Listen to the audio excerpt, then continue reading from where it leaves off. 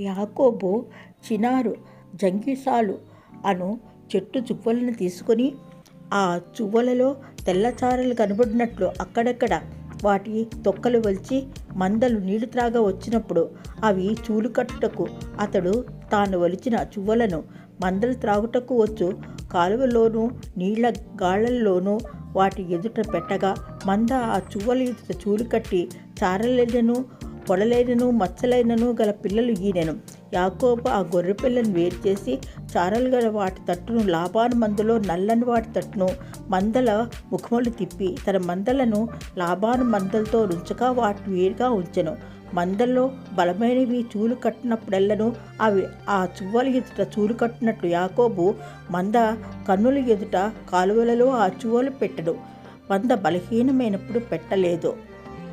ఇది మూలం బైబిల్ ఆది